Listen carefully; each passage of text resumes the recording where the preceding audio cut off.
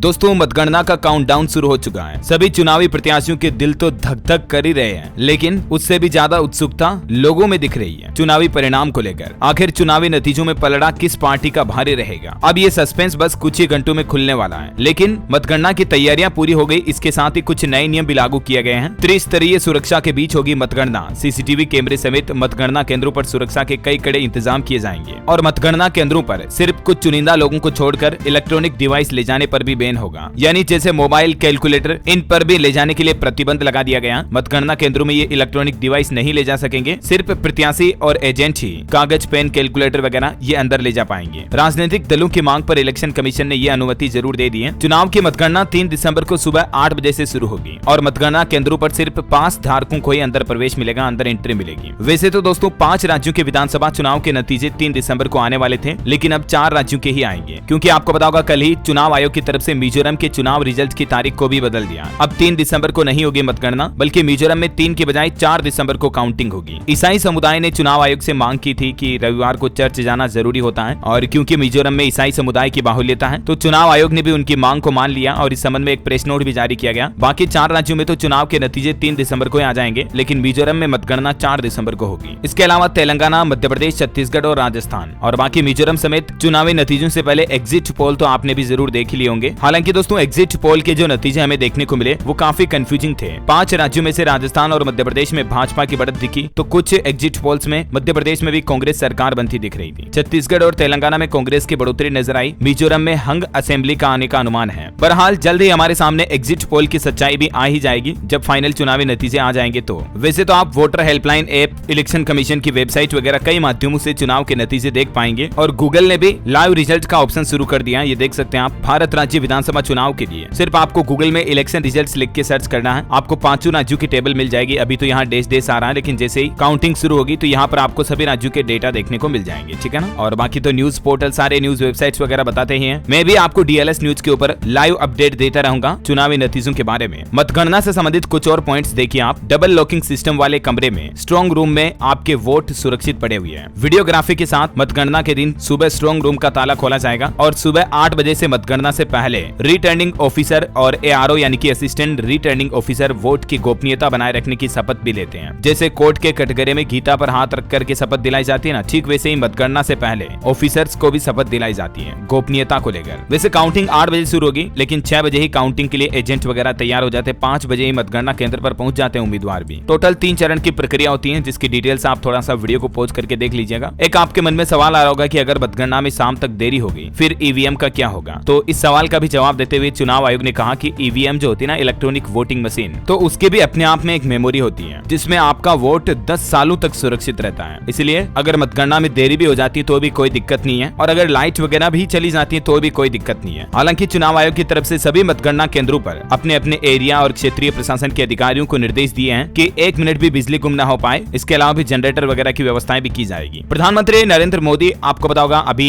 UAE के दौरे पर गए थे और इस दौरान इटली के प्रधानमंत्री मेलोनी के साथ पीएम मोदी की एक ली हुई सेल्फी सोशल मीडिया पर काफी ट्रेंड बन रही है, #मेलोडी के नाम से। पीएम मोदी ने भी सेल्फी को रीशेयर करते हुए कहा, meeting friends is always a delight. और इस सेल्फी के बाद इटली के प्रधानमंत्री और नरेंद्र मोदी की तस्वीरें भी सोशल मीडिया पर काफी वायरल हो रही है, अलग अलग मोमेंट की। बहरहाल ये बातें मैं आपको इसलिए बता रहा हूँ क्योंकि देर रात दुबई से भारत लौट चुके हैं पीएम मोदी। यूएई में वो जलवायु परिवर्तन के COP28 के सम्मेलन में शामिल होने के लिए गए थे, तो अभी मतगणना से पहले वो भारत लौट चुके हैं और लौटने के साथ ही उन्होंने शनिवार को उत्तराखंड के मुख्यमंत्री पुष्कर सिंह धामी से भी मुलाकात की। इस दौरान सीएम धामी ने उन्हें वहां उत्तराखंड में निवेशक सम्मेलन के उद्घाटन के लिए भी निमंत्रण दिया। और जब वो यूएई में थे ना पीएम मोदी, वहां इजरायली राष्ट्रपति से भी मिले। वो इजराइल हमास जंग संघर्ष पर भी बातचीत हुई। इसके अलावा भी दुनिया भर के कई नेताओं से पीएम मोदी ने मुलाकात की। ब्रिटिश पीएम ऋषि सुनक से भी मिले। कुछ और तस्वीरें आप देख सकते हैं। पीएम मोदी ने दुनिया भर के नेताओं को संबोधित करते हुए कहा कि अपनी तरह प्रकृति के हेल्थ कार्ड के बारे में भी सोचें। COP28 समिट में पीएम बोले, पृथ्वी के हेल्थ कार्ड में भी पॉजिटिव पॉइंट्स जोड़ने चाहिए। जब दुबई में उतरे थे तब पीएम मोदी के स्वागत में भारत माता की जय जयकार के नारों से दुबई एयरपोर्ट गूंज उठा था। और COP28 के बाद COP33 की मेजबानी के लिए भारत में प्रस्ताव रखा पीएम मोदी ने। जैसे G20 की बैठक भारत में हुई थी ना, वैसे ही साल 2028 में भारत में COP का सम्मेलन आयोजित किया जाएगा। और आते वक्त पीएम मोदी ने कतर के शासक से भी मुलाकात की। कई अहम मुद्दों पर चर्चा हुई। COP28 सम्मेलन में पीएम मोदी ने कार्बन उत्सर्जन का मुद्दा मुख्य रूप से उठाया था। तो ये कुछ बातें चीतें और सिलसिला रहा। अभी चुनावी मतगणना के बाद अगले दिन 4 दिसंबर को महाराष्ट्र का दौरा करेंगे पीएम मोदी। वहां शिवाजी की प्रतिमा का अनावरण करेंगे और नौसेना दिवस समारोह में भी शामिल होंगे। बाकी जुड़े रहेगा डीएलएस न्यूज चैनल के साथ, सब्सक्राइब करके बेल आइकन दबा देना चुनावी नतीजों के लाइव अपडेट्स देखते रहने के लिए। उम्मीद है चुनाव मतगणना से पहले ये कुछ नए नियम, बड़े ऐलान के बारे में आपको जरूर पता चला होगा। वैसे आपको क्या लगता है दोस्तों, 5 राज्यों में से अधिकतर राज्य में कौन सी पार्टी अपनी सरकार बना सकती है, बीजेपी या कांग्रेस? आपकी राय और विचार भी कमेंट करके बताइए मुझे। इस वीडियो को लाइक और शेयर करना, और चुनाव नतीजों से पहले आपका क्या अनुमान है कमेंट करके अभी का भी बताओ। ओके, मिलेंगे अगले नेक्स्ट अपडेट में, तब तक के लिए जय हिंद, जय भारत, वंदे मातरम।